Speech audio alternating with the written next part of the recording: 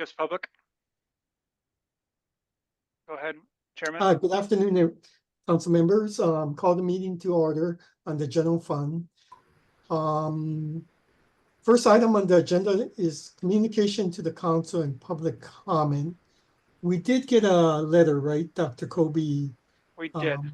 And was that shared with all of the council members? Yes, it was. Yes. Okay. And I want to thank the person. I need her name. Her name is for submitting her testimony or the comments.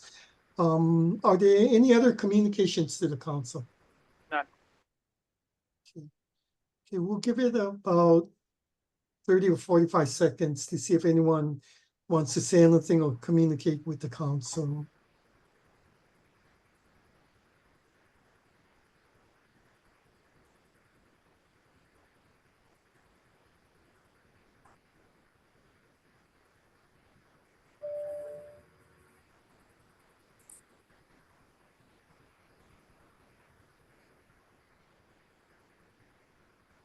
Yeah, I don't think we see any communication or any hand raised. Is there any emails or any comments, Dr. Kobe, that we can see? None. Okay. Okay, so there's been no further communication to the council. Next item on the agenda is minutes of the general fund meeting on January 8, 2025. Move to approve. Any second? Second. Any discussion? Okay, there's a motion to approve the minutes of the general fund meeting on January 2025. Vice Chair Mina? Aye. Dr. Bonham? Aye. Councilmember Lee? Aye. Councilmember Hayashi? Sorry. Aye. Oh, aye. Yeah. Councilmember Dr. Ostergaard Klim? Aye. Councilmember Hamasu? Aye. Okay, so the minutes are approved unanimously. Okay, the next item on the agenda is a review of revenues by Department of Taxation. Dr. Kobe?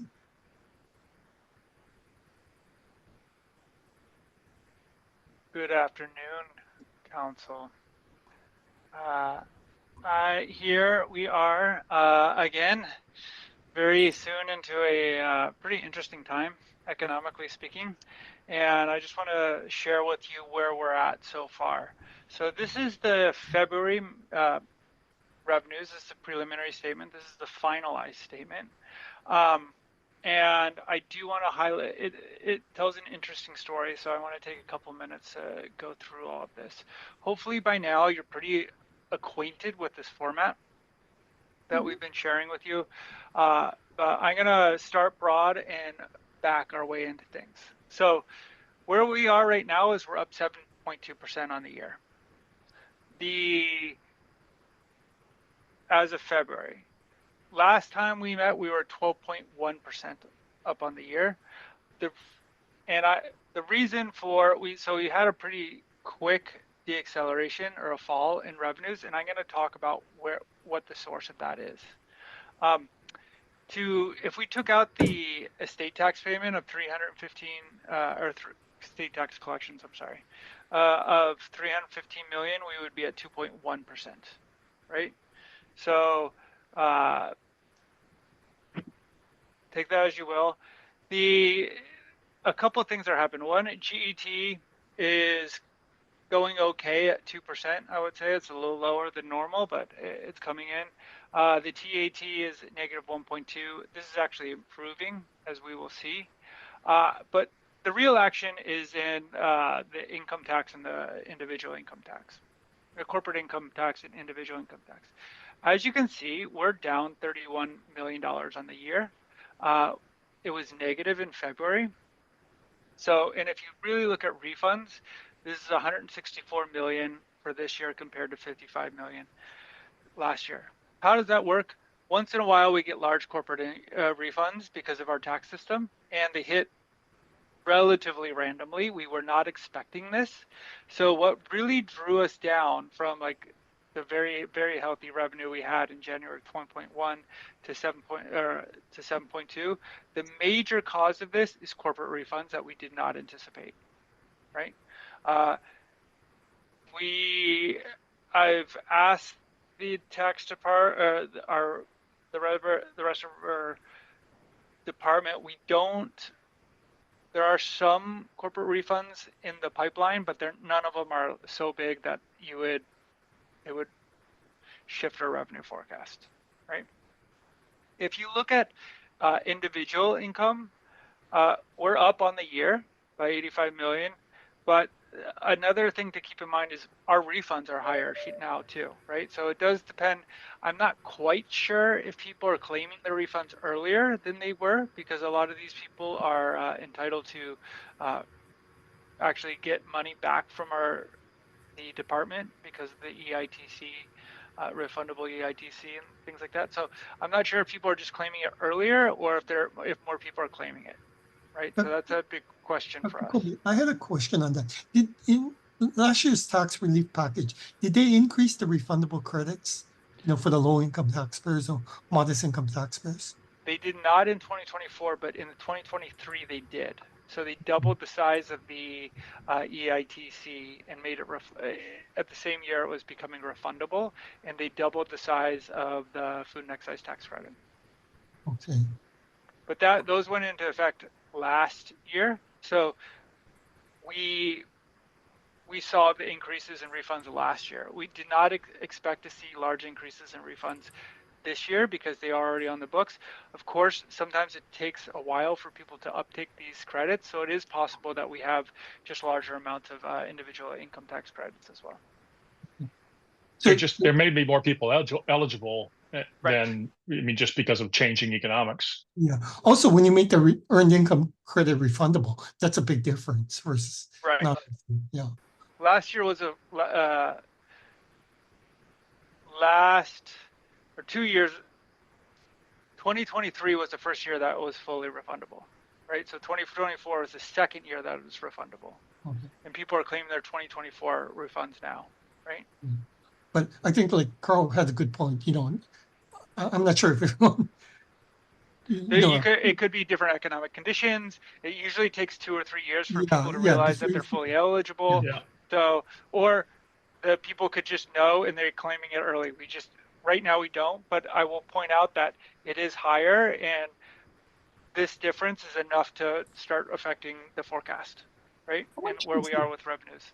When the change was made to make the earned income tax credit refundable, did we have an estimate of how much that would cost? Yeah, it was going to be just from the change from non-refundable to refundable. Well, they did two things. They changed it to refundable to non-refundable, which happened in a previous legislative session, in like 2021. And then when it was refundable, it went from 20% of the federal EITC to 40% of the EITC. Wow, they doubled it. Yeah, and that was, if I remember correct, that revenue around, I'm quoting numbers here from memory, is about $50 million. Oh, 59 million? Oh. 50 million. So yeah, that's almost the difference between the refunds.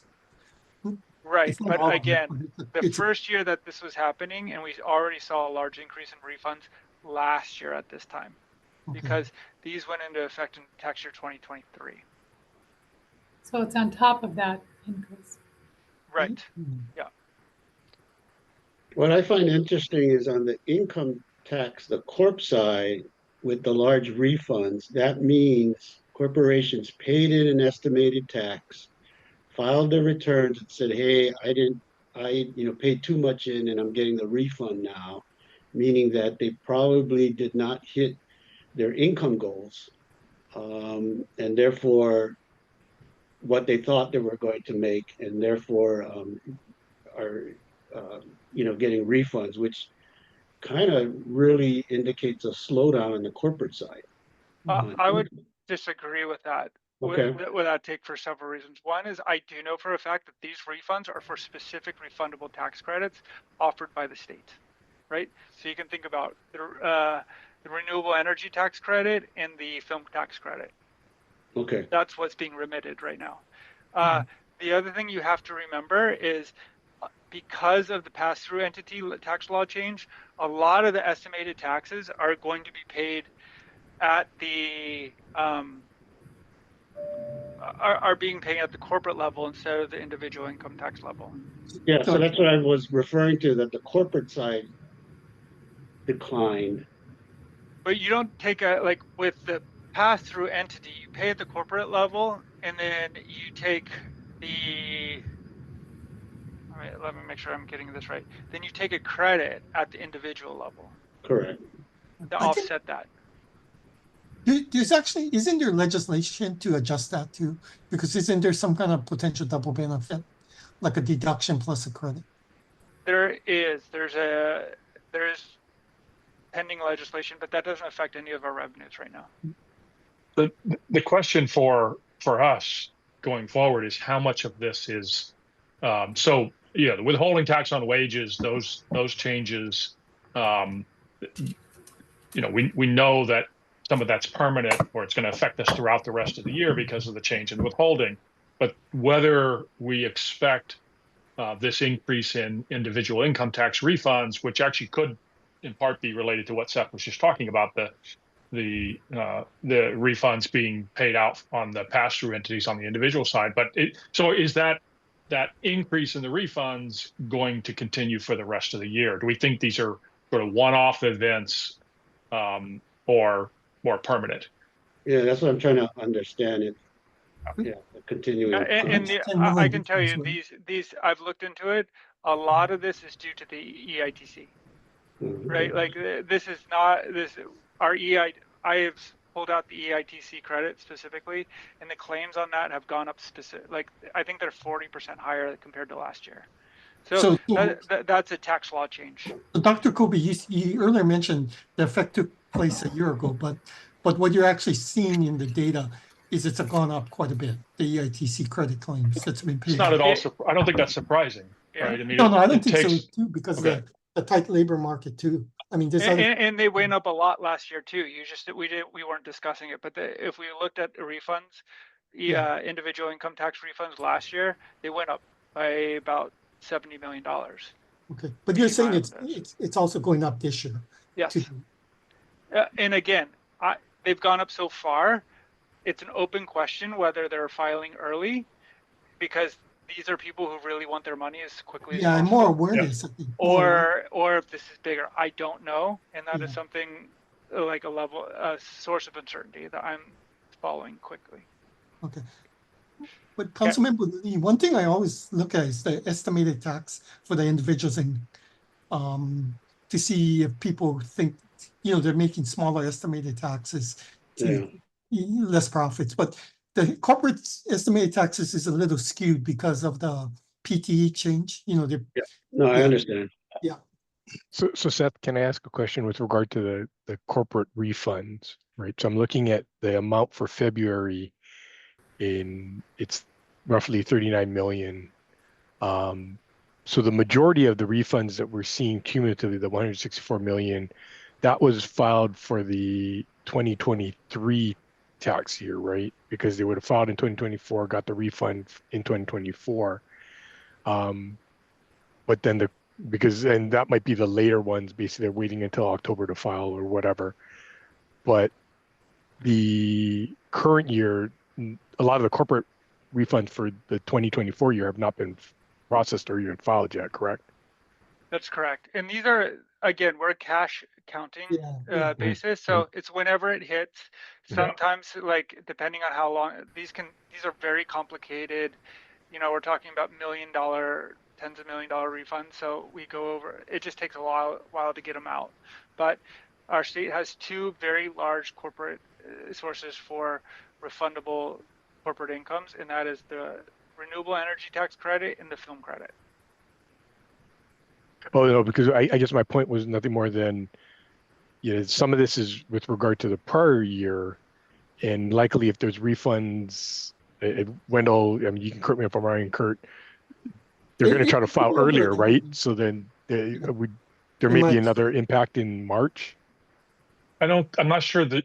So what I'm hearing Seth say is that these are the source of these refunds on the corporate side are predominantly film tax credit Okay. refunds and renewable Got it. energy tax credit Yeah. refunds, which Yeah. then means it Yeah. has very little to do Yeah. with anything except film production and Yep. renewable energy installations and when those get filed and when they get processed, Yeah, which at least on the corporate side leads me to think that we shouldn't treat those as particularly that increase as particularly permanent, right? As something that's going to continue for the entire rest of this fiscal year. Now, on the individual side, with it being more dominated on the EITC, it's more of an open question, right? If everybody is filing early because they now know that they can get this money, then maybe it'll tail off as we go through the rest of the fiscal year. But it's it's a source of uncertainty. yeah, and Councilmember Hayashi, to answer your question, like the refunds are like Dr. Kobe said, it's when it's paid out, but it could straddle from a number of years. It's when, Yeah. you know, because if it's big refunds too, the department normally would take a closer look at it. So it could be for years before, several years ago, maybe 3 or 4 years ago, that the claim was actually filed. But it went through like an audit, or the department had to look at it more closely before they issued the refund. Yeah, the way I look at corporate refunds, like these specific, is they happen throughout the year. They're random. They affect our accounting, but they don't affect my overall view of like what's underlying with the economy. This will happen next year, and then year after that, I'm never sure when they hit. Sometimes they hit in June, sometimes they hit in February. I never know, right? So like this is kind of like random noise that we have to account for more than anything. Okay, that makes sense. Okay, so And I'm right just, now it explains about 100 million of the drop Yeah. in revenues for the Right. Right. And okay, we'll get to that. But so I'm just going to go through each tax type and how they're performing throughout the year. If you could look here, the dotted line is our current year of 2025. This is the GET. So, you know, we had some lags around October, November, but it seems to be rebounding and actually seems to be increasing a little bit on month. So one of the big concerns in our last meeting was the performance of the GET, and it seems to be doing okay. The individual income tax collections, again, they're low. This is expected, right? Because we're withholding less than before. How much, like this is a lot of this is the EITC refunds too, right? You can see this is the corporate income tax, and you really can see the effect of the refunds and how they're a big divergence from everything else. And here's the general fund collections. Of course, we had the really large estate tax collections in September. The rest of it have been going on. This, you know, again, here the part of this is the withholdings in the tax law chains, but a small part of it. Most of that is refunds, and most of this is refunds. So if I'm thinking about like what are the major stories here, is the larger corporate refunds have resulted in lower corrections, right? So this is about a little over $100 million in corporate refunds that randomly appear throughout the year, which really affected our forecast in our real numbers and the divergence from your forecast. The individual income filers are either claiming more free refunds or they're claiming it earlier in the season. That has to do with EITC and these income tax credit, refundable income tax credits that are targeted at lower income people. We'll see what that happens. The withholding declines are close to our revenue estimates, but they're still above. And what I'm thinking is withholdings if we hadn't had the withholding adjustment, withholdings would just be higher than the year before. And so they would be about $20 million higher than before. We're lowering that payment by about every year or every month now we're collecting $40 million less in estimated earned withholding payments. And so the difference, the delta is around 20 or 30 million, right? So natural growth month on month is about 20 million from the previous year. And then if you subtract that 40, that explains why we're down about 20 million here, right? because if you really remember, withholding on wages was up in January. And I don't expect anything. There's no reason to expect the underlying fundamentals that we saw a big jolt or decline since then, right? So if we continue with those trends, that's what the difference is. And then with the GET and the TAT, actually, I'm sorry I didn't show the TAT, but the TAT is actually up on the month to month. So there's just no sign of, like, if you really look at the taxes that are closest to current economic activity, there's no sign of any decline or anything thus far, or at all. And so keep those in mind. A couple things that I included last meeting, but I'll do it again. We will have the other half of the hazard pay settlement in March, right? So that will be about $220 million in paid to state employees. And of course, we had the state tax collections in September, which were $315 million or more. The way we get about $40 million less is 240 divided by 6, right? So like that, our revenue estimate is if you do that by month, it's $60 million, or it's $40 million. So here is your forecast for the current forecast: 6.4, negative 1.5, 2.9, all the way across. Here is the model based on the input mean forecast, which close-ish. This one does not adjust for the state tax payment, so you would expect this to be bigger. And that going forward. If I could make a recommendation to the council, I would recommend, whatever your change in the economic view is, that you would reason from the current forecast. And the reason I would suggest this is you guys have already done the hard work of incorporating the estate tax payment and all the tax law changes into this forecast. This is the bottom of the line forecast, right? So if you want to reason and adjust your economic views, like say like, oh, the refunds were abnormally high, we have to lower this amount, then you just take, say you want to do it by 200 million, you would subtract the 2% from 6.4, and that would be your forecast.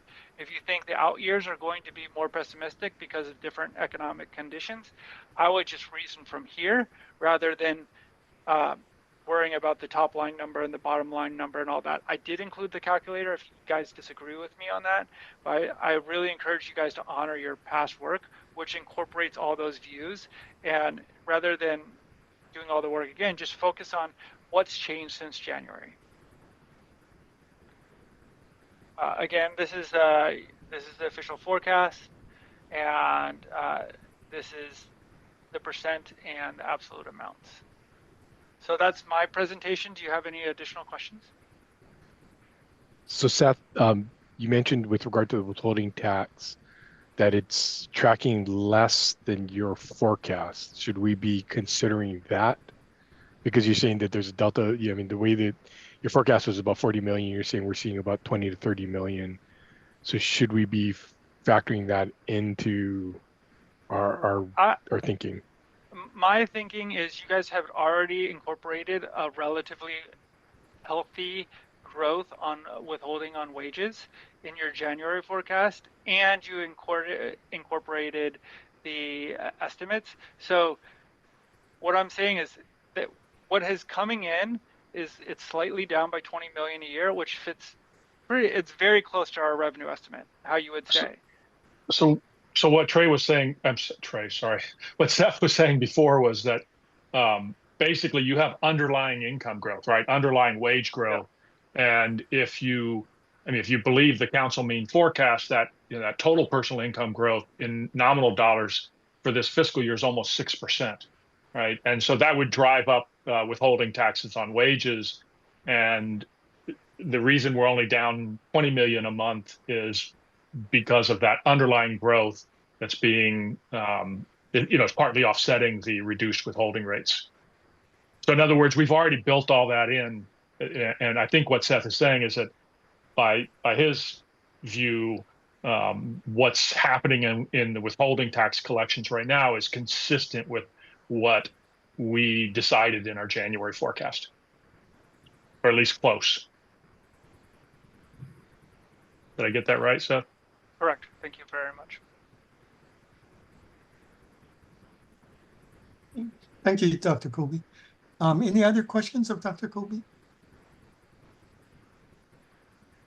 If there's no questions of Dr. Kobe, we move to the next item on the agenda, which is the forecast for the current fiscal year, 2025.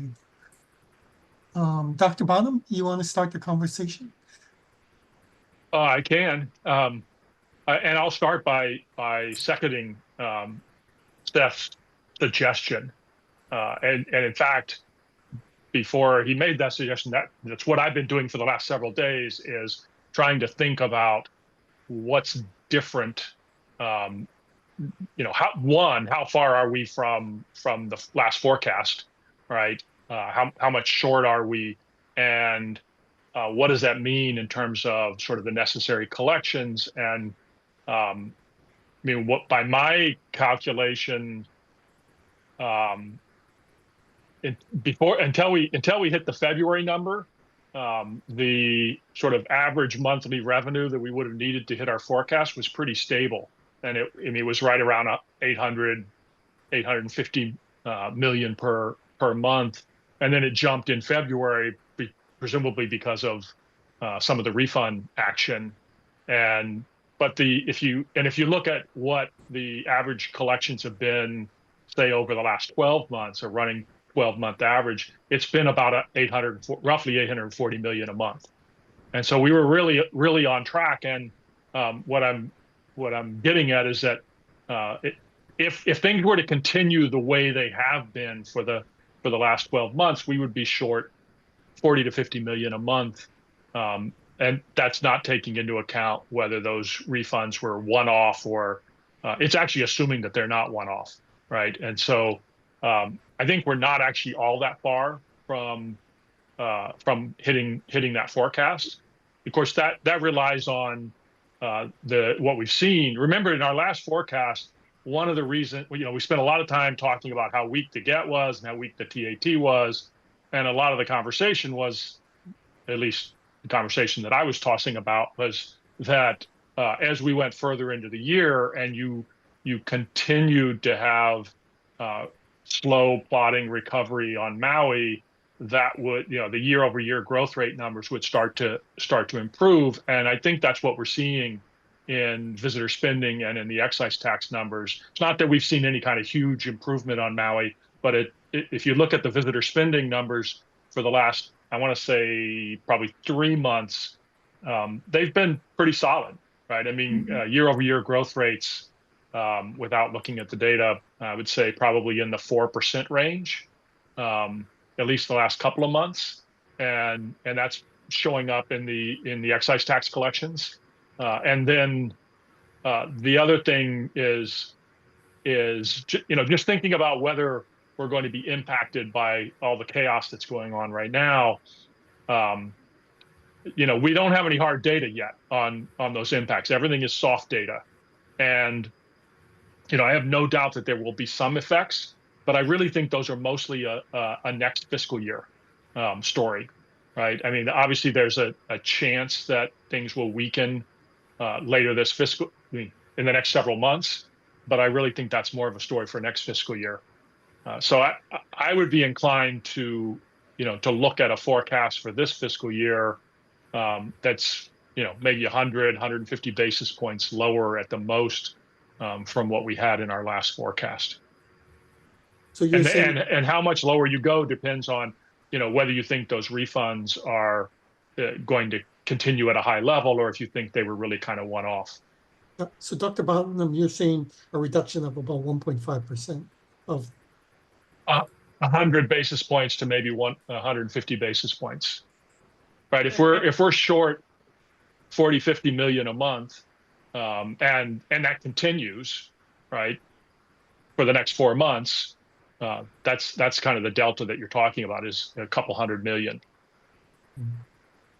And Carl, just to put in perspective. So if I'm totally wrong with the EITC, or if the EITC hits our like top rate, at most that's an additional 30 or 40 million dollars, right? So in total, that is not, I mean, it'll affect your forecast, but not substantially. It just means we would only be wrong by 1%. Yeah. I mean, which is, I think Pretty within your good. range, yeah, pretty within your range of Yeah. error. But the point is, it's not going to send you 2 or 3% one way or the other. These refunds are relatively small Yeah. compared to the overall budget. So since we're talking about this fiscal year, I have this tendency to go and look at the council mean forecast and think about whether, and actually most of our mean forecasts for this fiscal year look pretty reasonable, but I still think we're probably way off on the construction number. And the thing that sort of clued me in was, so in the distribution of forecasts, I have the highest forecast for this fiscal year, but all of my indicators are lower than the council means except construction. And I think my forecast for construction for this fiscal year is something like 15% growth, and the council is maybe 9. And we know construction has a pretty big multiplier or an elasticity in the tax revenue models. And then I went back and and maybe this is because I think in the table 4 and 5, in table 4 continued on page 5 of the handout of the workbook. We're missing the year-over-year growth in the first fiscal quarter of 2025. But if you calculate it from the data reported on page 4, it's over 30% growth in the first fiscal quarter. And all of 2024, all of fiscal 2024, the average, the growth was double digits, like 12 or 13%. And the first quarter of this fiscal year is 30% plus. And so there's some risk. Clearly, there's risk to construction activity in the state, but I think most of that risk is really next fiscal year, right? It's so far in the conversations I've had with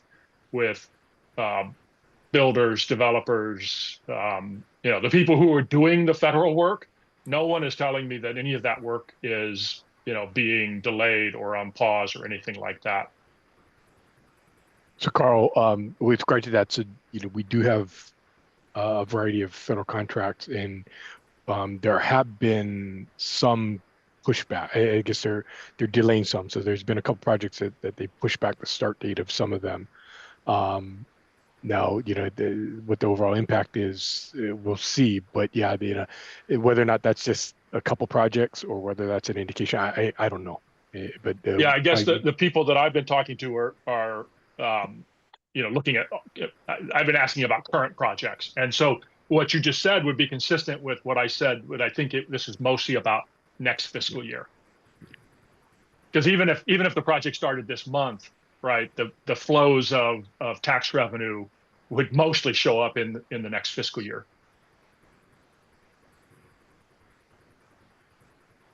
Yeah, and that's consistent with what we're seeing too, because of all of our large projects from state and county and even federal government perspective. That's what we're seeing.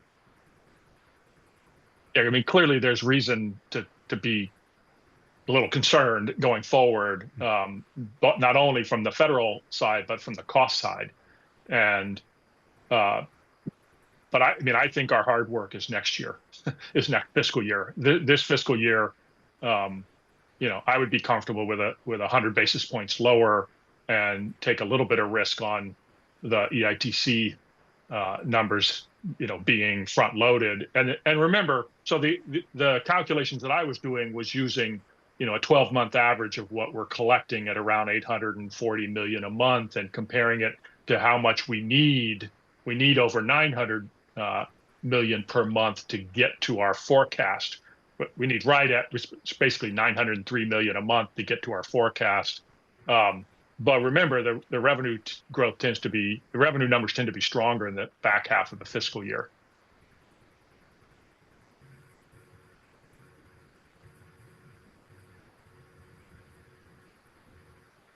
The only other place where the other thing that I noticed in the council mean forecast that I thought was a little odd was that, I mean, it depends on your perspective of what's actually going to happen with federal policy, but the council mean forecast has inflation trending down nonstop.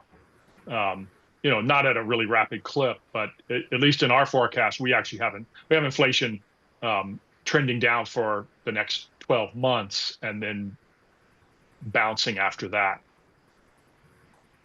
In other words, the inflation would start picking up next fiscal year.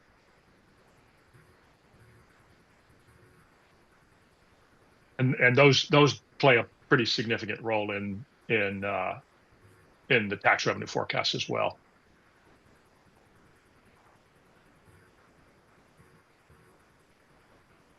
So, Christy, are you going to make a motion?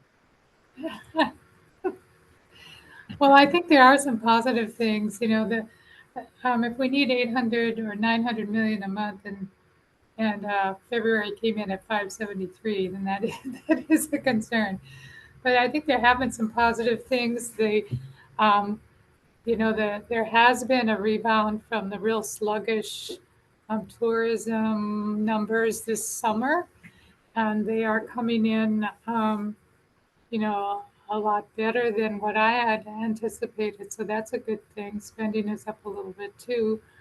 So those are both good things. I'm a little surprised that TAT, still lagging behind. We've with those numbers. So the other positive thing is that it appears, I don't know, it's mostly estimates, that the population drain has maybe slowed down or stopped, or you're shaking your head. People are still moving out, Carl.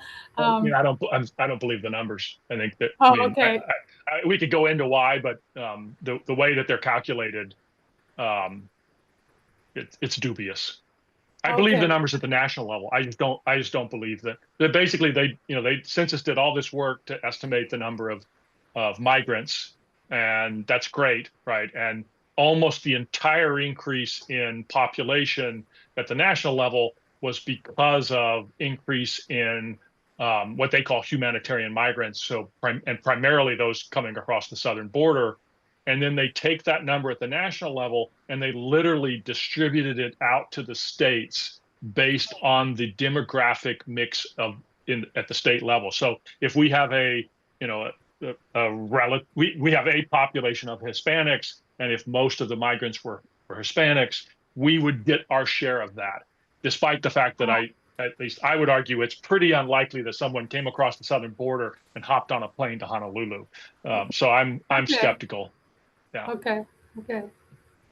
Well, then I'm not that optimistic. that has been certainly a drain on the economy as a whole. So the withholding, those are interesting numbers. Thank you for sharing all of that. We certainly knew the tax changes were going to make some impact, but so Christy, since we were talking about visitor spending, and so I think you're probably aware that DBED is no longer publishing the daily passenger count data because this crazy, I shouldn't call it crazy, the changeover to the electronic ag forms was actually it happened as kind of a surprise, and at the moment the DBED does not have access to the passenger. I think the way they used to get them was that literally when the ag forms were handed to a gate agent, they included like a manifest for the airplane, so they would know how many passengers were on the plane. And now they're not getting that anymore. And so the last data point we have for the daily passenger count was February 28th. Through the end of February, the total passenger count for the state was up, I think, 3.5%, and that was similar for January. So, the month to date for February was 3.4%, and for January it was 3.8%. So at least in February, it looked like the tourism numbers were continuing to perform well. So Carl, It's along in those December. lines, I know Delta slashed their forecast based on the revenue, saying that they're seeing a Yeah, their revenue weakening, forecast. the weakening domestic demand. But do you think that's just more for the mainland and it's not really impacting us that much? It's really hard to make sense of. I guess what I'm trying to say is I don't put all that much stock in corporate announcements of expected revenue because I mean they have an incentive to underpromise and overperform, and so I guess I'm I'm not particularly worried about it at this point. If you look at the seats outlook for the whole state, we have that data through May. The March and April data are strong, and then the May data is a little weak right now. May is down 6% year over year, but this is the domestic passenger count, or excuse me, domestic seats outlook. But the spring is actually I think March is up almost 6% and April's up 2%. So I'm not too worried about it yet, but we'll see. Thanks. And that goes, I think that goes right back to that same issue that, yeah, we could experience some weakness at the very end of the fiscal year if things were to go south really fast. And we've had a few signals for that, but you think about if you're going to travel to Hawaii in April, May, June, you probably already have your tickets at this point. Yeah. And so again, I think this is more of a next fiscal year concern.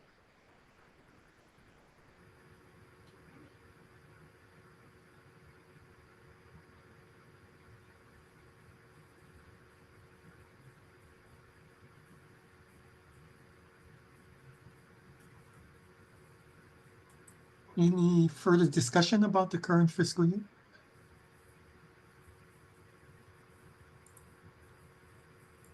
Councilmember Lee, what do you think? I'm trying to take in what Dr. Kobe said, and I get what he's saying, the one-time thing, and I do feel like there is a downturn. The 100 basis points, which is a percentage point, seems reasonable to me, and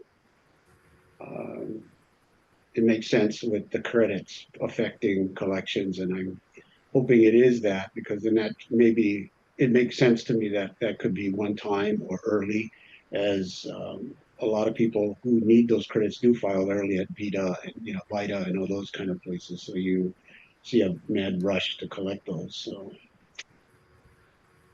that's my 2 cents. Dr. Ostigard-Clem, what do you think?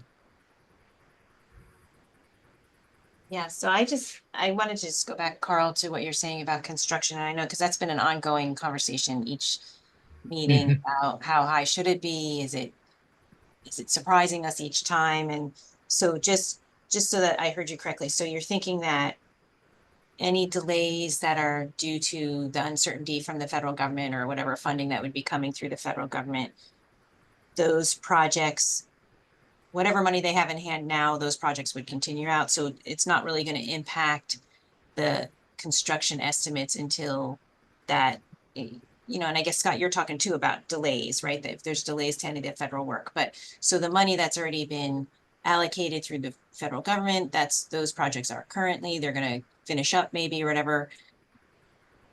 And I understand that you're saying, okay, next fiscal year, that's going to be really the problem, where it's going to be the uncertainty of whether the work actually continues to get funded, right? Or if there's new projects or continued projects. But what about like also the cost of materials? I mean, so there's not anything right now so you're just saying and anticipating for between now and the end of this fiscal year, the cost of materials really aren't going to go up that much. No, I'm not saying that. Oh, okay. Okay. That's why I'm asking for. Yeah. I mean, the real problem right now is that you can't lock in a contract for cost of materials, right? So you don't know what your cost will be 3 months from now because, you in most cases, you probably can't get someone to quote you a price for lumber or steel or aluminum that goes beyond 2 weeks or maybe, maybe a month. And so it's creating uncertainty. But if you've already started a project and you've gone vertical, it's pretty unusual to have those projects then actually stop. Fizzle out. Right. So I would think of the places where you would have an impact this fiscal year would tend to be smaller projects, right? Ones that so for example, you could imagine rebuilding of homes in Lahaina, right? An individual builder who goes to HPM Building Supply and says, okay, how much is it going to cost for the lumber kit for my home? And they find out that it's 15 or 20% higher because of tariffs. Yeah. But the really big spending that's already been put in place, whether it's at Pearl Harbor or some of the DOT projects, I mean, my take is that that's, like I said, that's a next year problem. But I'd love to hear Scott's perspective. Yeah, no, I'd agree with you, Carl. And what even more so to add to that and kind of reinforce that point is in a lot of cases, on the engineering side or architectural side is within our contracts, if there's a certain budget, if the cost estimates exceed that budget, we got to redesign. So we got to redesign to those construction costs. So basically the construction costs that they've got estimated and put in place, they're going to build something for that amount. Now, it may not be as grand as it was, initially because the building materials go up, but at the end of the day, it's still going to be that amount that's being spent. So, I mean, to Carl's point, it's still going to go forward. And because the amount is not changing, the tax revenue is also not changing. Yeah. Now, you might end up having some impacts on construction job count, depending on how. And so I do think you could see some pullback in smaller projects.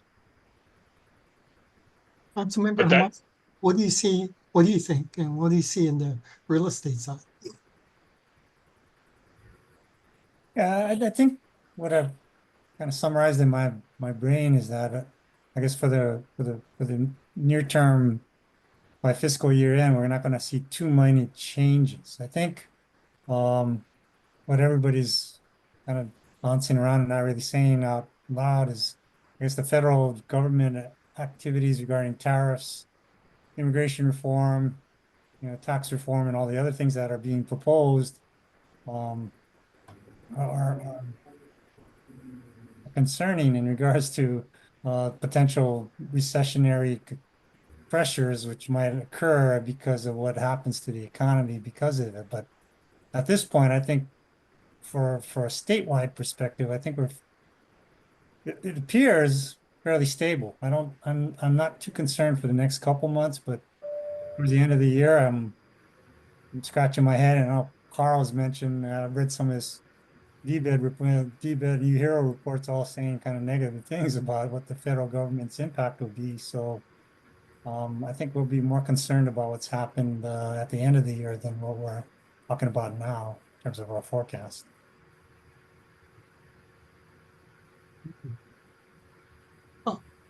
What do you see in the real estate industry, Councilmember Hamas? From a real estate investment perspective, where we're talking including acquisitions of major properties in our market, it's dismal, abysmal. I mean, it's just terrible right now. We're from our revenues perspective for our brokerage community, it's down significantly because it's just one, you have interest rates at a level that just don't make anybody want to borrow, and on the flip side, you also have nobody wants to acquire land because they know it's going to cost a lot more to build on top of that land. And with the cost of construction materials anticipated to rise, it's just not penciling a whole lot of activity. Well, I think from a governmental perspective, you're saying, maybe Scott is agreeing that the government projects, I mean, they're set. I mean, they're being paid by our taxes. So I guess they're not concerned too much about construction costs, but from a private investment perspective, it's very, very slow at the beginning of the year. Very slow. But that's not new. Yeah, I mean, it's a continuation of what happened Yeah. for most of last year as well, ever since the interest rates have gone up. But, from a corporate perspective, from our perspective, we've started the year off really badly, and I'm concerned about that in regards to continuing and influencing direction going forward. I think a lot of capital is sitting on the sideline waiting to see what's going to happen. Yeah, that makes sense. So, Dr. Bonham, do you want to make a motion for a number? Well, it depends on how risk averse we are in this fiscal year. There just to follow up some things we haven't talked about. I mean, we spent a lot of time on construction and tourism, but there is another angle clearly where we could start to see some impacts this fiscal year, and that's from federal layoffs and from nonprofits and I mean layoffs at the university. Anybody who does federal grants and contracts. In our forecast report, we did an estimate, and we used that estimate in our forecast of the number of federal workers who we thought would get laid off. And then, literally like a week later, a federal judge put a halt to many of those layoffs. Now, some of them I think are still happening, but we don't have hard data on. Unfortunately, right now everything is still very much anecdotal and soft data, and we won't. The first hard data point we're going to get is when we get the March employment report, right? So April 4th, mark your calendar. The U.S. jobs report could be really interesting. Still, those numbers, right? We estimated 2,200 federal workers were probationary in the state, and that excluded DOD and excluded Postal Service. So if you can do the back of the envelope math, the average payroll or the average earnings for a federal worker, including fringe, is about $140,000. Add all that up, it's not going to put a huge dent in income tax collections. And then the other thing is that the federal workers will continue to be paid even when they're let go, right? So that's why you're not seeing it show up in the unemployment insurance claims, is because it doesn't make any sense for them to file if they're getting severance packages. So, and those severance packages are likely to go into next fiscal year. Other outside of federal, when you start talking about nonprofits and temporary, researchers at the university, their income would start to go down sooner. But we took, all that was in our forecast report from the last time. Whether it was pessimistic enough, I don't know. And I still ended up with the highest forecast of the council members using all those inputs. So, okay, long-winded. Do I want to make a motion? I'll make a motion of lowering the forecast from 6.4 to 5. I'll second that motion. Second. Discussion on the motion that's been made and seconded for the current fiscal forecast to be reduced from 6.4 to 5%.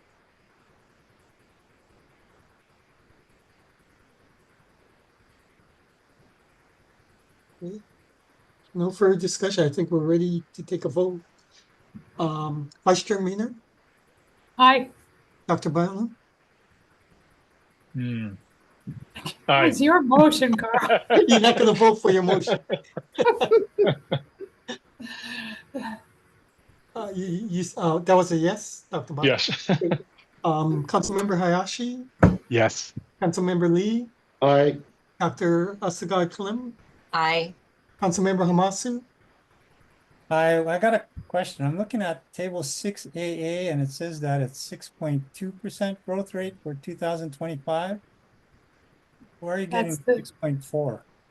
That's the mean forecast as opposed to the current forecast. Oh, okay. You can look sorry. on table Yeah, one, table 5B, Yeah. right? Is but 6.4. table one has the 6.4. Yeah, Okay. there are lots of numbers on various tables. So All right. Councilmember Hamasu, it was a Aye. yes? Yeah, it's a yes. Okay, so the vote carries unanimously. The council's forecast for the general fund for fiscal year 2025 is now 5%.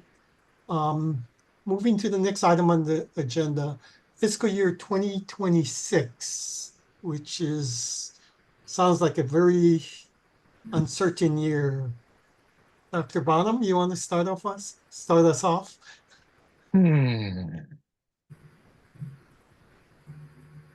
Yeah. I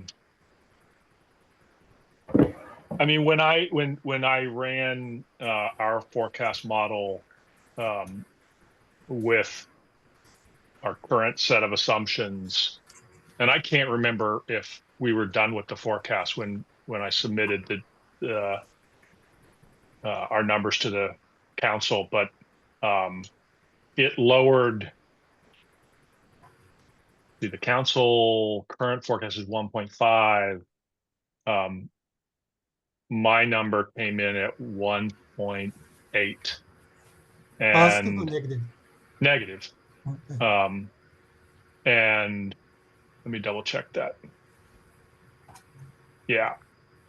I'm not sure that's fully reflective of it. Certainly is not fully reflective of the uncertainty, right? So we don't have in our forecast, we don't have a recession in the US. And I would say that look, no one knows what the heck's going to happen with the tariffs, right? They change every hour of every day, and at least at the moment, with the 25% that's been imposed on steel and aluminum, and I'm not sure what else it's on at the moment. I guess anything that's not subject to USMCA or doesn't meet USMCA requirements, and then with retaliation that we've already seen. I guess I think the Europeans announced retaliation today, and I would say that the without having a hard data point on it, the effective tariff rate for the country is higher than what we were assuming in our forecasts, which means more of a drag on the U.S. economy if they stay in place.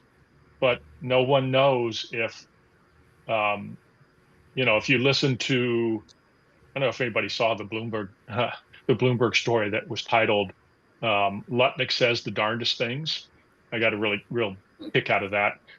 Some of you might remember Art Linkletter and his show on Kids Say the Darndest Things. I mean, according to Lutnick, what we're doing right now is we're fighting fentanyl. This is all about fentanyl. But come April 2nd, that's when we're going to get the real tariffs, right? And we're going to get the reciprocal tariffs. But we don't know what that means, right? You can do the math, and the Yale Budget Lab did a pretty a good job, I think, of trying to sort out what reciprocal tariffs might look like, and their estimates for what it would do to the U.S. economy are not that different from what we're assuming. So basically, U.S. GDP growth that's quite a bit slower, and I can tell you what our number is. Let's see, our number for we have everything's in nominal terms in our tables. And actually, I remember I looked at the council mean forecast for U.S. GDP growth in nominal and real terms, and I thought they looked pretty reasonable. I think we've got a pretty good basis in our mean forecasts, and the only question is, what are the scenarios? That the problem is when you have this much uncertainty, what you really need to do is scenarios, and we don't do those. So if you're super pessimistic, our forecast is too high.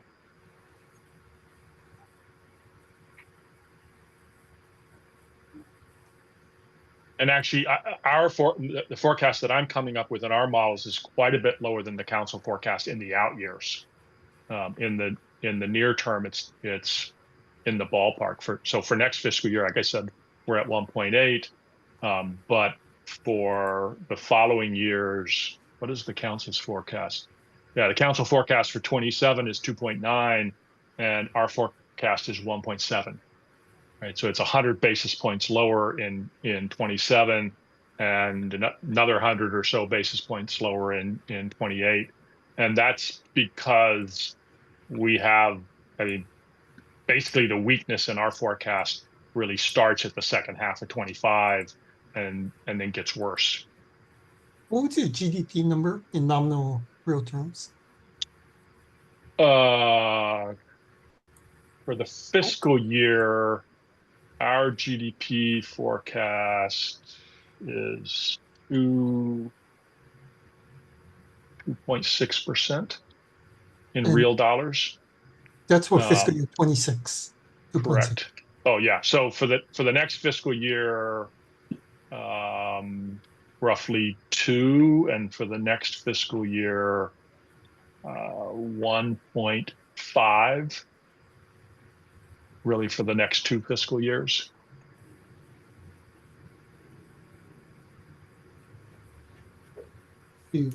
I certainly think that there are causes for concern. Yeah.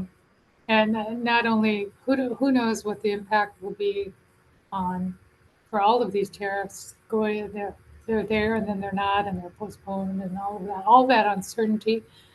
The other thing that has happened, of course, is the stock market is way down.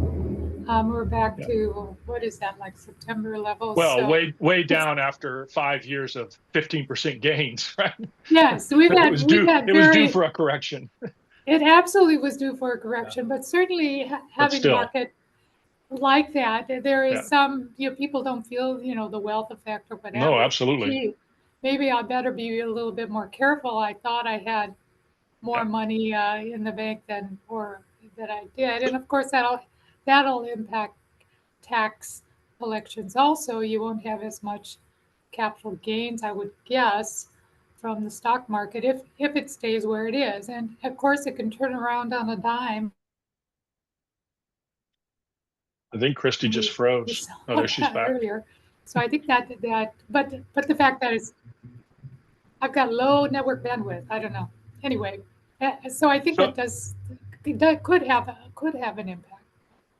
You could actually see an increase in capital gains if everybody was rushing for the door, and obviously, they're selling at a loss relative to January, but it's still a capital gain relative to, we're down like 5 trillion in stock market value. I don't know what it did today, and if you use sort of the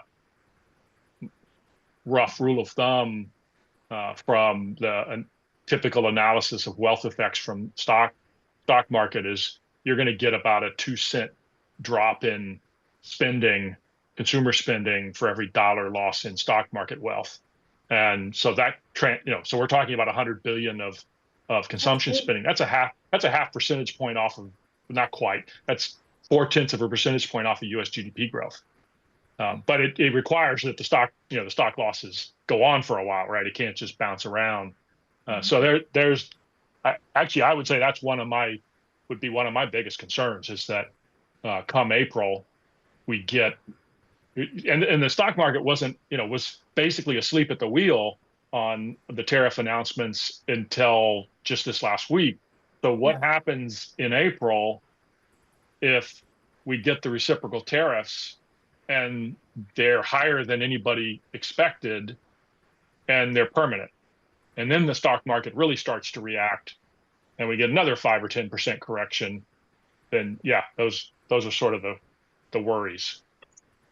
Yeah, and Carl, that was my question, or I was thinking too, is are people taking their gains off the table now? And so, will we see an increase in capital gains in the short term?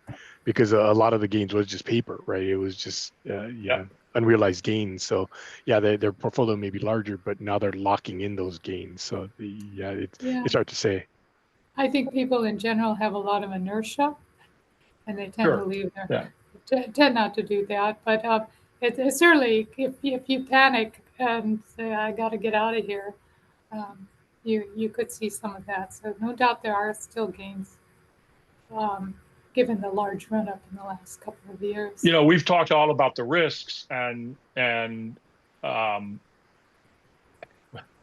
we haven't talked about the risk coming on Friday of a government shutdown. But the flip side, the administration honestly believes that what they're doing is great for, we're going to have the strongest economy in the whole world ever, and that's partly because they're relying on the idea tax cuts are going to stimulate more investment. And there is a fiscal package that's presumably going to get passed. I don't know how they're going to do it. And I mean, our take is that that is going to be stimulative, right? It's not going to, all of the tax cuts that they put forward are not going to be offset by spending cuts. That's our view, right? I mean, I could be wrong. And so I think there will be more deficit spending than, and that would be stimulating. But Carl, isn't it, for the most part, the tax rates are not changing. They're just extending For the what's most part, already that's there. right. So Well, it I don't depends on know whether how we get, it how depends on whether stimulate. we get the other tax promises that were made on the Oh, yeah. campaign trail, right? Yeah, If all yeah. we get is an extension, then that's not stimulating at all, right? Right. You're absolutely right. But if we get no taxes on tips, no tax on Social Security benefits, the corporate rate down to 15%, and we Yeah. do it through smoke and mirrors, or we do it on the backs of tariffs, which is why I think the reciprocal tariff will go into effect and will be relatively permanent. Some of that would be stimulating to the economy, and it would, it would be supportive of the sort of corporate optimism around deregulation and a lower corporate tax rate. Mm-hmm. Yeah, I think the deregulation ideas, I think that, I think that would be stimulative to the economy too. So, But the unfortunate thing is that has its biggest impacts down the road, right? It's not Right. something that's going to impact us this fiscal year or probably even next fiscal year, Yeah. except marginally. So, I think they're wrong that this is going to be great for the economy.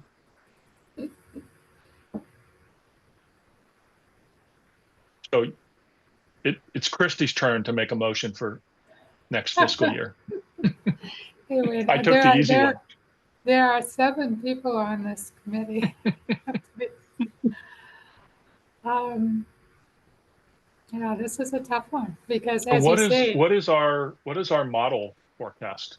It's in table 1. So above the line is 7.1. 3.5. Oh, yeah, 3.5 total. Interesting.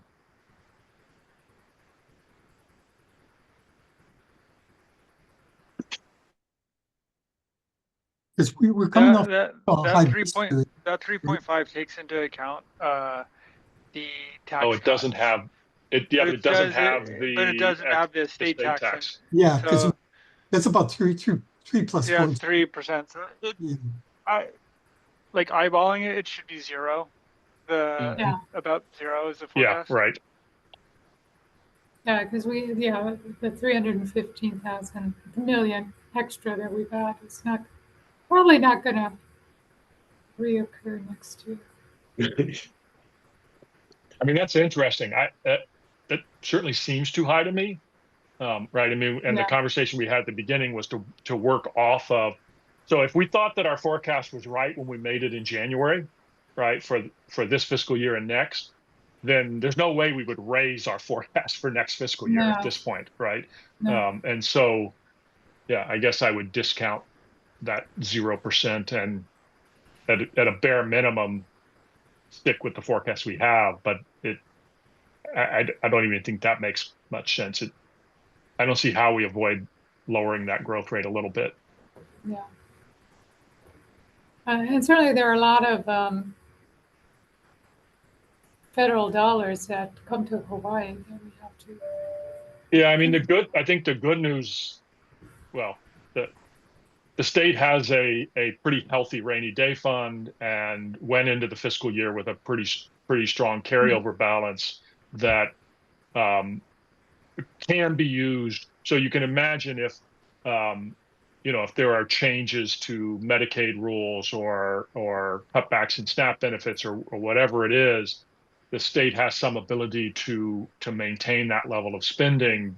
And what they would essentially be doing is spending out of their savings account, which means it's they're not raising taxes. It's not a drag on the economy. It's really kind of holding the economy up.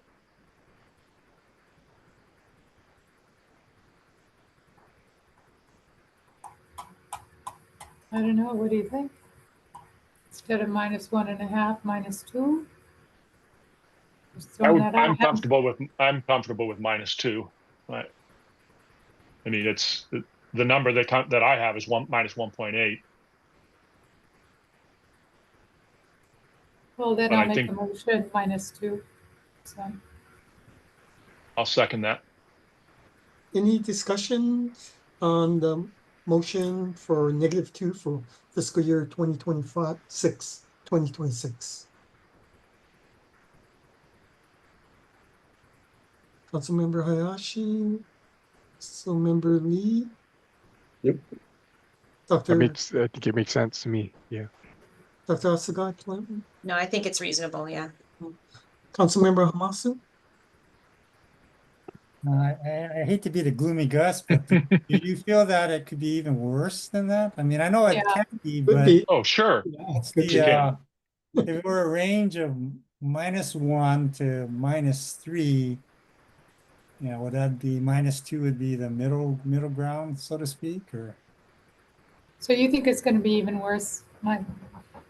Well, I guess I'm more influenced by my own industry, but I could see it being worse, but Mhm. So, Mike, there is a potential silver lining. If it gets worse, interest rates will come down. But but you've scared all the investors away already. Yeah, they're sitting on the sideline waiting to see what happens. All right. So, okay, I'm willing to go with the majority of -2. I was thinking maybe even worse than that, maybe -2.5, -2.25, something like that. But I mean, I wouldn't argue against. Those differences are well within our ability to sort this stuff out. Right. Particularly, I mean, given that we don't know anything about what will actually happen with the tariffs, or I mean, it could get a lot worse. Should I amend based on Mike? Gloomy Gus, What did you say? what about Wendell? Wendell, what do you think? I don't know if I want to go that low, but I was happy with the -2 or 3. Did you say -3? 2, not the 5.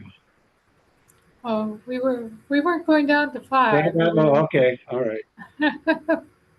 3 was Mike's. Okay, yeah. Okay, I think Mike said 2.25 rather than 2.25.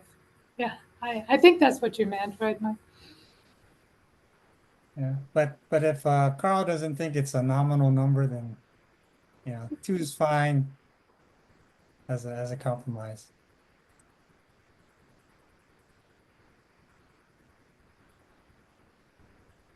Big hit. any more discussion or any revision to the motion?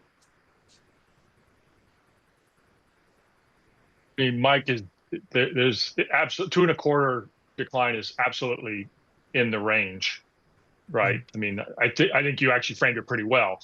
Somewhere between -1 and -3 makes a lot of sense. And if you're more pessimistic about our prospects, then you would go lower. If people want that, I can amend my motion to 2.25 negative. I think we have a pretty broad range of industries that are represented here. If construction feels more optimistic, I mean, I think, or if residential, or for that matter, academics, I mean, or banking, I mean, the feedback should be kind of a consensus. I'm thinking from a construction perspective, you got more risk because of the cost of materials. But Yep.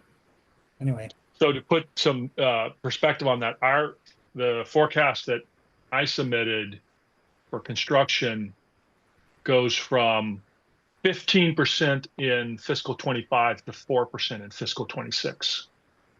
So we have a Oh, big fall off. yeah. And then a lot of that is just that those projects have sort of reached their peak growth, right? It doesn't mean they're going away, but we're just not adding billions of dollars of additional projects. And yeah, I think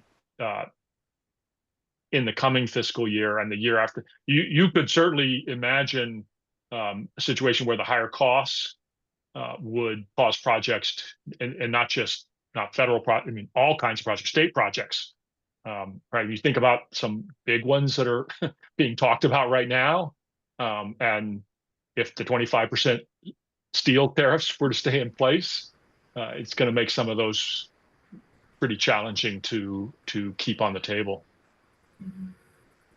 From a construction perspective, I think the impact is going to be felt more on the residential, and I think the single family home side because of the material cost. What we're seeing from the federal government spend, as far as DoD spending and even at the state level is the indication from the current administration is Indo-Pac is safe. The defense spending on Indo-Pac is safe, and the monies for transportation and other types of stuff like that is also safe. So, those kinds of industries will continue on. The other environmental types of stuff, climate resilience funding, those kinds of things are going away. So, yeah, there is some risk, but we're not sure exactly how it's all going to play out. We are seeing projections later in the year and towards next year falling off, primarily because contracts, we're not seeing some of these contracts go out that we were expecting. But it could be just their uncertainty, or it could also be that their lack of ability to contract right now. So they don't have any workers. Exactly.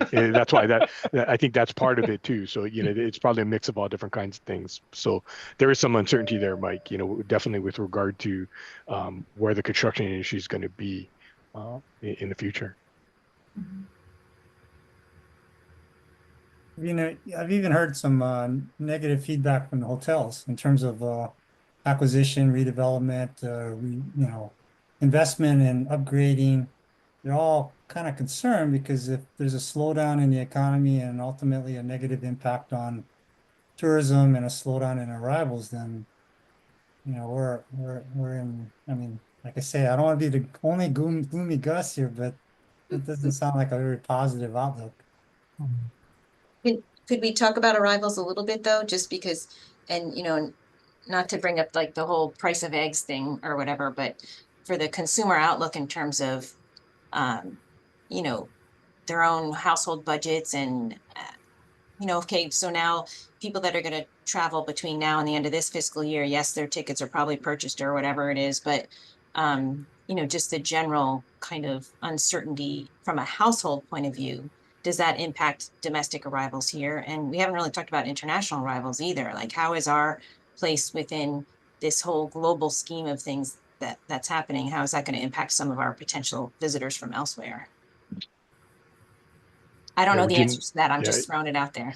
Virginia, you make a good point because I recall seeing something on some program about they were looking at discretionary spending is, if costs are going up, and they said the one thing that the first thing that most people were cutting out of their budget was travel.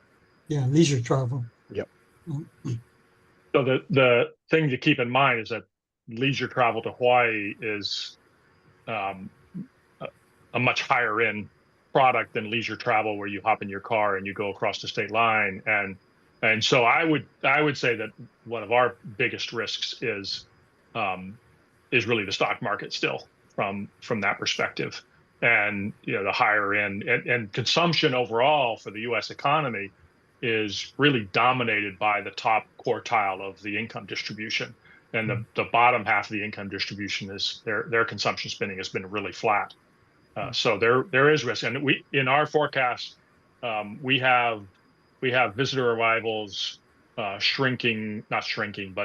growth down to almost zero in 2026 and negative in 2027. And the council mean forecast is pretty stable in the 2.5% range, which I'll be surprised. And for us, it's and I think we may ultimately end up getting this wrong, but we had we started the end of last year and the first part of this year started off pretty strong on tourism, and we have a little bit of a bump in the first half of this of 2025, and then it starts to slide thereafter. And whereas the international is really pretty flat for the next couple of years, so that as the domestic market starts to go down, along with the U.S. economy in early 2026, late 2025, early 2026, there's definitely risk there. We're still talking about fiscal 26, right? Yes. Okay. Yes, yes. Carl and Chrissy said, from a financial perspective, and the strength of the dollar compared to the foreign currencies, it's the dollar continues to strengthen against those foreign currencies, doesn't it? Or am I? It's been really interesting, right? I mean, the yen has actually strengthened over the last couple of months, and Yeah. but the Canadian dollar has weakened a lot. Well, I think almost 10%, and so. Yeah, I mean, we could, there is a scenario where the U.S. economy does poorly and our interest rates come down, Right? and And then Japan's inflation has they actually saw pretty good wage gains in the end of the year, and their inflation numbers are pretty solid. So actually, if you look at the spread between U.S. and Japanese government bonds right now, it's as wide as it's probably been in a decade, would be my guess. Maybe not a whole decade, but so there's room there. And I think our forecast for the yen, take it with a couple of gallons of salt, but I think it has us going from like 148 right now down towards 140 by the end of next year. So at least that's moving us in the right direction. It's always, I think foreign exchange rates are one of the hardest things to predict. But it's still at 148, which is still, the dollar is still relatively strong versus a few years ago. So the Japanese market doesn't seem to be coming back really, and we keep hoping that it's going to, because they used to come and spend the most. Now they come and spend kind of average, and they're not coming. They're about 50% from where they were. So that's not different. That's not very. I mean, it's a little bit different from what we have forecast all along. But we never forecast that they would recover completely. Because they don't do that. That's not the way Japanese visitors behave historically. When they go through a crisis, it takes decades and decades to get back to. So we have a very slow plodding recovery in Japanese tourism. Well, Councilman Vice Chair, are you going to change? Sounds like Mike has convinced us to should reconsider. we adjust? Well, I will adjust to a -2.25, if that is agreeable to everyone. Okay. Wendell, you wanted to go -5, right? No, I don't know at 5, but I guess I caught the 2.25 and I went 5. Okay, so there's a motion at -2.25, -2.25. Yes, -2.25. Any second motion? Does anyone want a second? Second. I'll second that. Okay, thanks. Any further discussion at -2.25 for fiscal year 2026? So I just want to toss out it's actually not that common to have full year declines in tax revenue. I mean, it happened. I'm looking at calendar year data, but it happened in 2020. Calendar year for 2023 was flat, and then outside the Great Recession, since the late 90s, we've only had 1 year with calendar year tax revenue that was negative. That was 2002. It was down almost 2%. 1 year we had like -1.8, right? Like about 5 years ago. That was 2002 was -1.8. These are all calendar years. So, and then the 90s, of course, was a disaster. But if you go back further, so pre-lost decade, in the 80s we had 1 year where that was 82. that dock strike? 82. That was the second. That was the Volcker Fed, right? That was the That was an second oil interesting embargo, I time. think. Yeah. So So it's actually Carl, pretty rare. But it's just keep in mind important. that this is, This is incorporates all the tax cuts. Yeah. I mean, Yes, so good So- point. yeah, Yes. we've Yeah, got yeah. tax cuts, then Well, but we've we've got had tax cuts before. That big, no, but this, big payment, big estate tax payment. If you yeah, take the that estate out, tax, you've it's got flat. Yeah. the 315 Yeah. plus the tax cuts, so it's, I was mostly just trying to make the case that we probably don't need to go below 2.25. okay. Would you say that the current environment of uncertainty is worse Yes. or better than those periods of time when we actually lost? It's by many measures, it's the worst it's been. So if you look at the economic policy uncertainty measures, if you look at their daily data on policy uncertainty for the U.S., it's the highest it's been since the pandemic. At the global level, it's the highest it's ever been. The National Federation of Independent Businesses surveys is basically small businesses, right? And their measure of uncertainty is the second highest it's ever been, and going all the way back to the 70s. And so, yeah, there you go, Mike. You dragged out the Debbie Downer or whatever.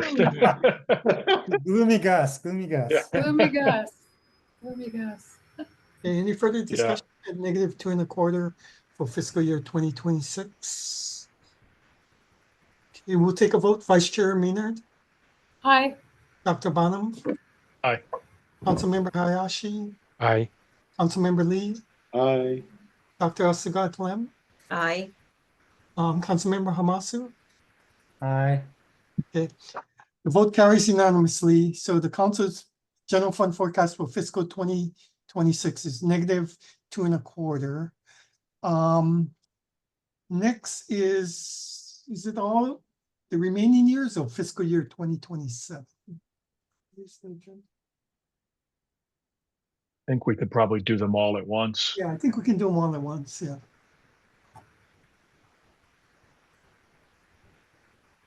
So our So our forecast, current forecast is 2.9, 2.5, 2.6, 1.9. in 3.1. How did we get to 3.1? Okay. again, these are all adjusted for the revenue changes from these Yeah. are all based on, these are Oh, below that's the line yeah. based on all these things. So Yeah. they seem like weird, arbitrary, or very specific numbers, but that's because they've been adjusted according, Yeah, that makes sense. I mean, my inclination is that they're, at least for the next several years, they're too high. Just based on What's going on? just based on. I mean, look, when we get past the midterm elections, it's anybody's guess, because if we're pessimistic, that's got to play out in the midterm elections, and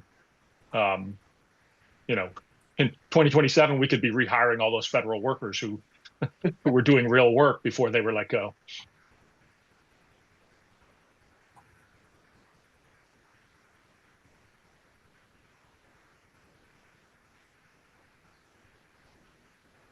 Carl, is there anything in your models that stick out?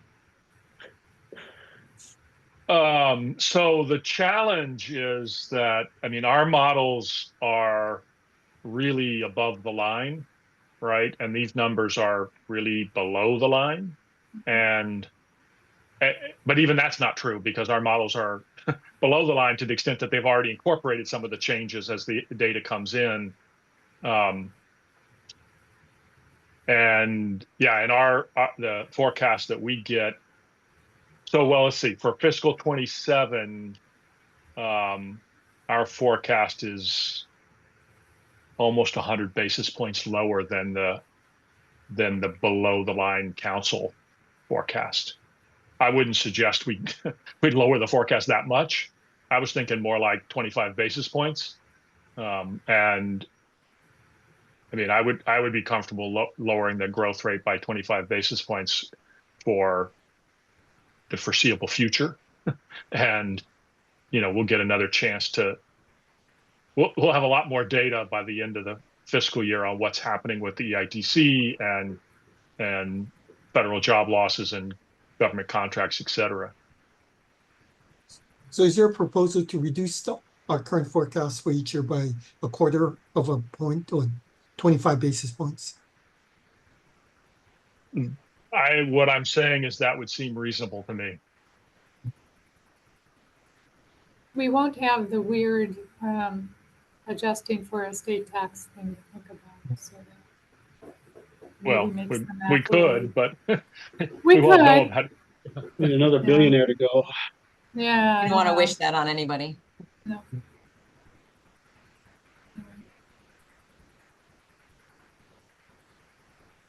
Just a So quarter? just to let you know, a 1/4% below would be 2.65 in 2027, 2.25 in 2028, 2.35 in 2029, 1.65 in fiscal year 30, and 2.85 in 2031. Why do we dip there? It's the tax law changes, It's the tax right? law changes. Yeah. And so if you compare that, say, to the council mean forecast for PPI, right, nominal personal income, those are pretty low forecasted growth rates. Yeah.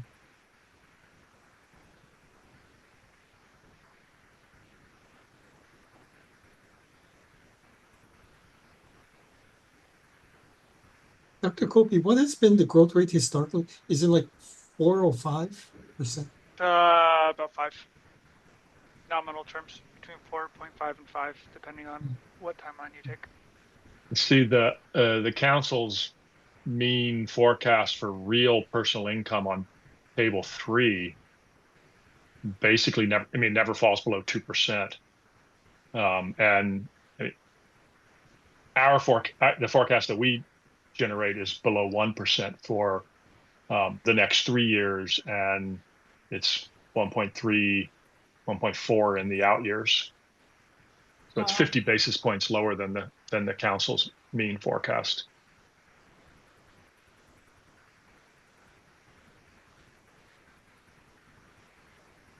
And actually, if you look at, that's basically the demographics coming back.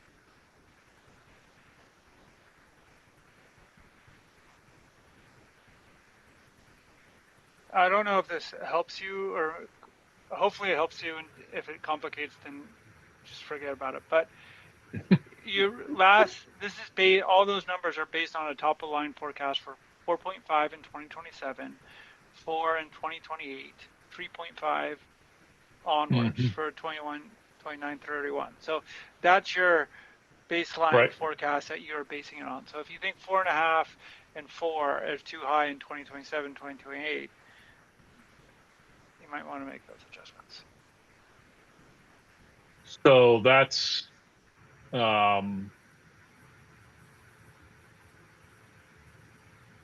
let's see. I mean, those are all nominal numbers, and they're very close to when you take into account at least what I think inflation is going to be. So 3 rising to high 3s by fiscal 27, and then only falling to about 2.5% by the end of the decade. Those are consistent with the real income forecast that we have. So I guess what I'm trying to say is that it's not clear to me that we need to lower our forecast. Seems to me like the numbers are already low enough, right? In real dollars, that forecast of Break even. let's just call it 2.5% for fiscal 27 through 29 on average, right? That's actually negative in real terms, in my view, either 0 or negative. So that's a pretty weak forecast. In real terms. Yeah. So even if you had absolutely no change in real economic activity, you should expect to get, a couple percentage points of tax revenue growth just from inflation. Inflation, yeah. So I'll withdraw my motion. So you, Actually, I'll change my motion and suggest we leave the out years unchanged.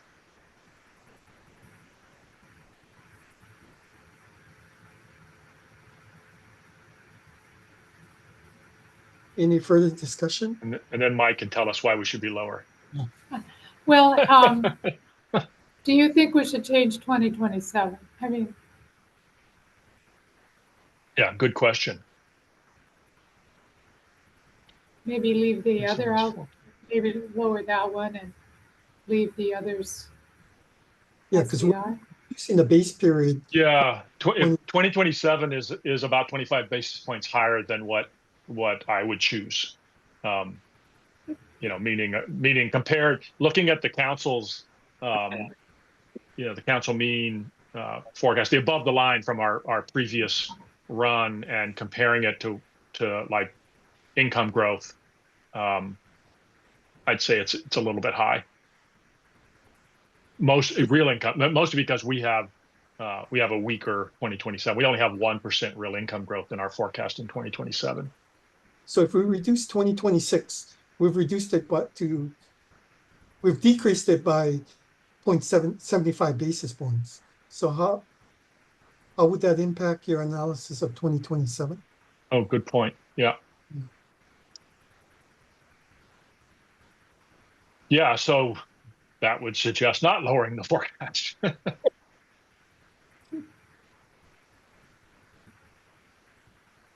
So Carl's motion is to keep the forecasts unchanged for fiscal year 2027 to 2031. Any more discussion? I agree Is with that a that. motion, With Carl? no more information the next round, right? I mean, everything's just so messed up right now. It just seems like whatever we do, the next round when we get together, hopefully we have a little more clarity on.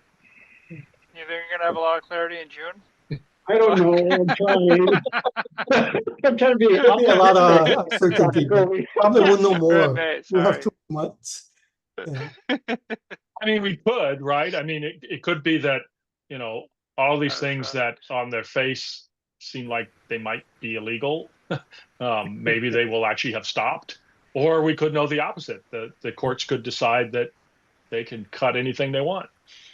And What about yeah, the current administration is talking about increasing domestic oil, oil production, energy production. How do you see that impacting our forecast?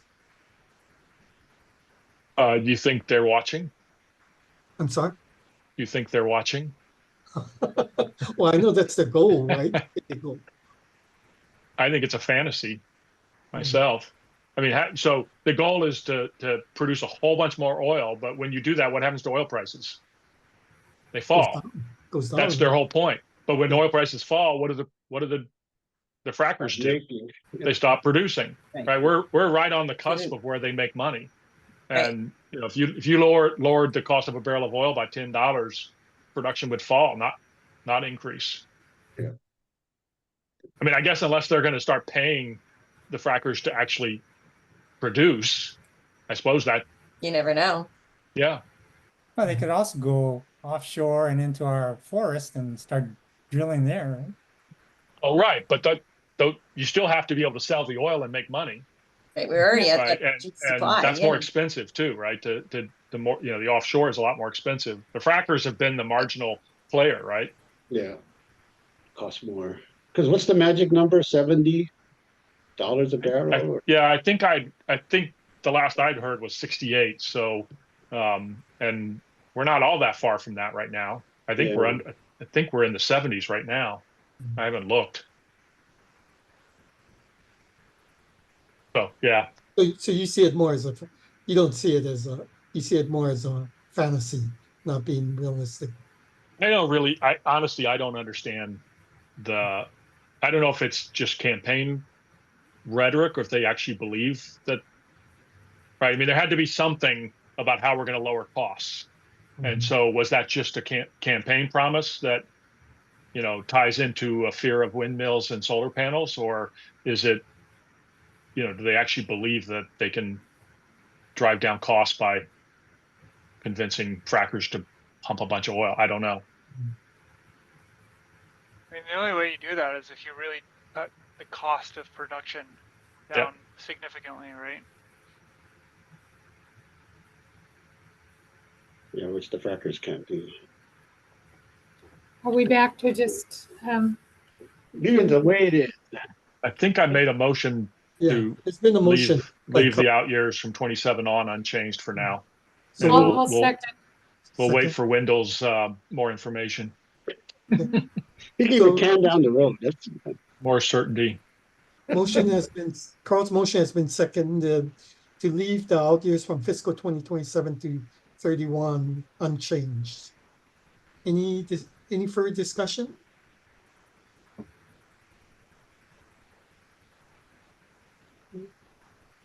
Councilmember Hayashi, no, I don't see. Councilmember Lee, Nope, I'm good. Dr. Ostigard, Clem, Aye. okay.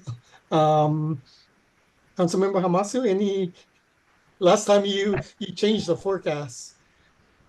Any further comments or?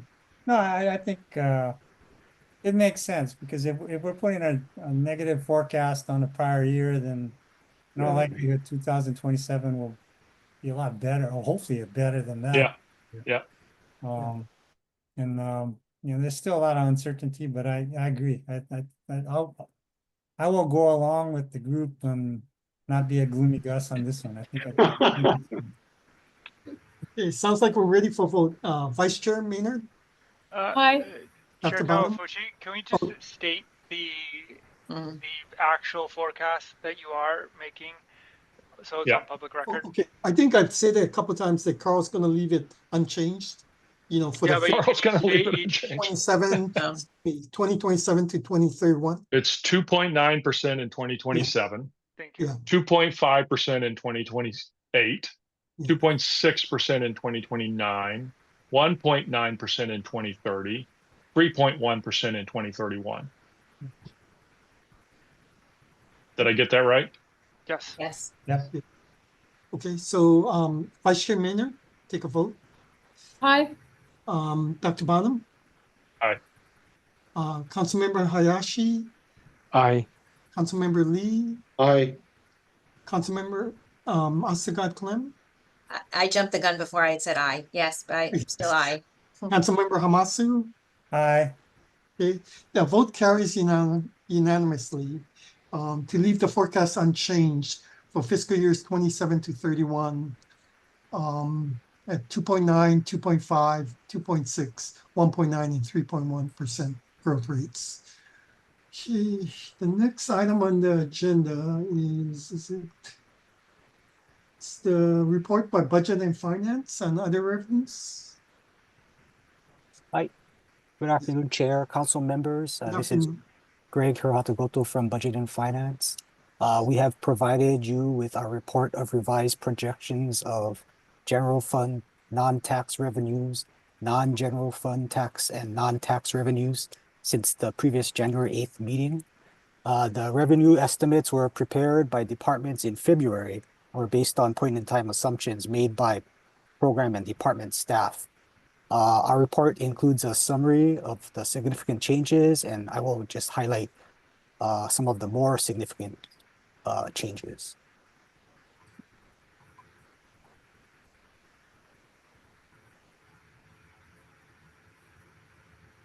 Dr. Kobe, is the share screen enabled for Mr. I think Can so. you- Yes, Are you can you having problems? see? Hiratagoto? No. Oh, there it comes. Okay, so first one would be on table 2A. So table 2A, first one I'd like to highlight is the revenue from use of money and property. That's actually going up by approximately $130 million. This is due to, I guess, higher returns on investment pool account earnings. at BNF. Huge. Yeah, we've had much larger balances in the state treasury, so and the higher returns. But we do not foresee this continuing on. So actually, the out years were showing that there's only going to be probably a 10 billion increase from what we had projected previously. Next table would be table 3A, and that's the special tax revenues. The one I like to highlight is this transfers of general excise tax.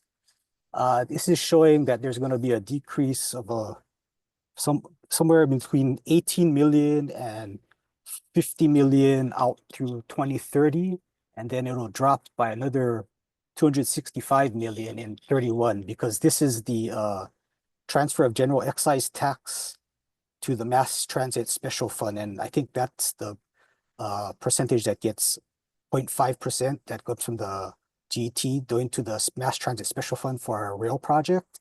That in statute it will end in 2031. That's why there's a big drop off in that amount. And the last one I like to highlight is probably the table 5A, and that would be the non-revenue receipts. We have a decrease here, actually due to changes in the EUTF contribution for other, I guess the contributions for ETF for annual required contributions for retirees. It's going down by 25.8 and 38.3 in 29 and FY 2030.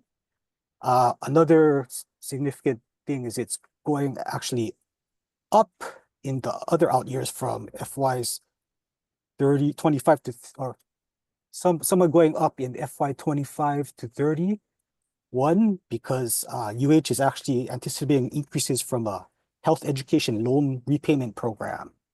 So that is what I have to report this quarter. Any questions? Mr. Hiro Goto, you went on the prior item, you said that Yes. the transfer is going to end in 2031, or is it 2030? I think it ends in 2030, but it's reflected in FY 2031 that they won't be getting that 0.5% from the G. So they'll only get like a half year for that fiscal year. Yeah. Okay. That would be this one here, yeah. I was wondering why it went down in half, less than a half. You think that's going to happen? I think they're going to have to keep funding, no? I do not know what. I think they're probably going for an extension, right? Yeah, everything's going to become permanent. Yeah, we're just going by the statute right now. No, I understand. That's my bet. So what happens in that year and in the out years if it doesn't change? The 0.5% goes to the state? Yeah, so it's being transferred from actually it's coming into the general fund. I think it transfers to the mass transit special fund. But So I think that surcharge, I mean that charge is going to end, so it would go away. Yeah, I think that's what it is, correct? Because under it's a lot. Each of the counties are allowed to charge it, and then they will no longer have that ability to charge it. So I think then it just goes away. Okay. So the revenues won't be collected.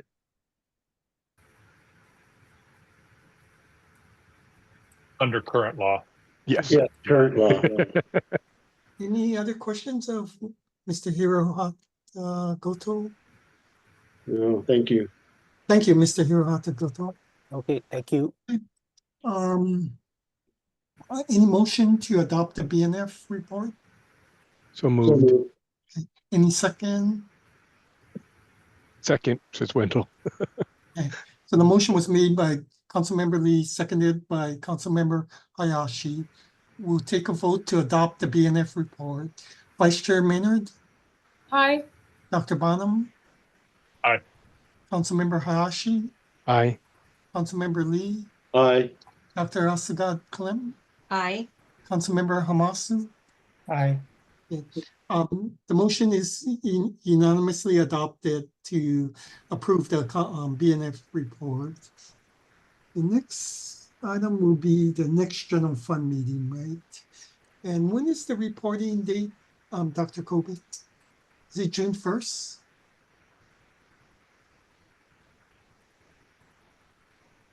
So generally, we're not going to get any new information after May 7th. So you can have it the week of the 26th, the week of the 19th. Either one of those two times would work for us.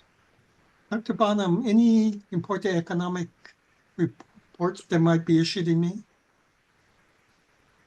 Well, I mean, there's the monthly jobs report is the 20th usually. So and see, so that would be for April.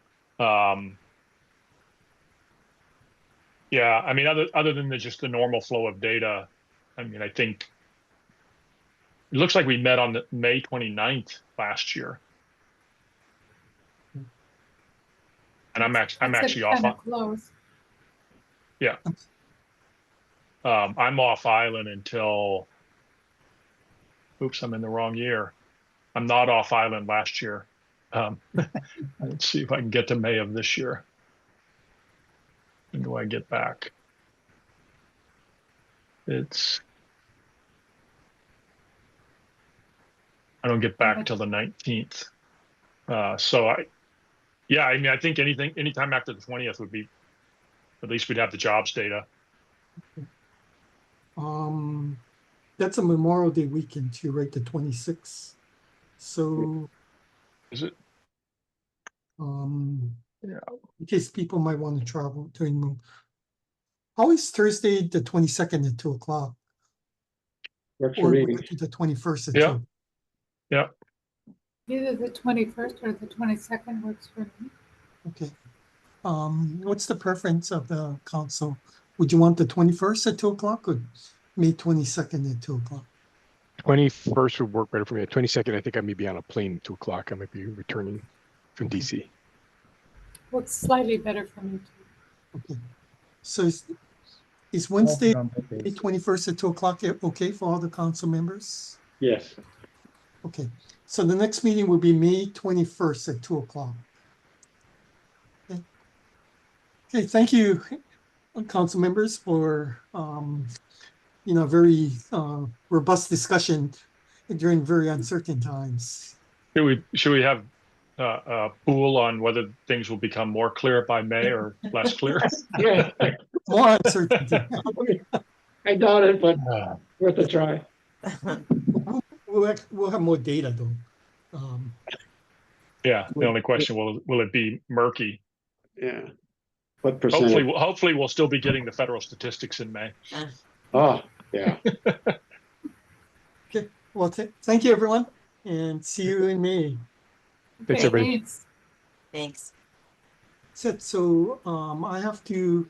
I think Darrell Huff might have said.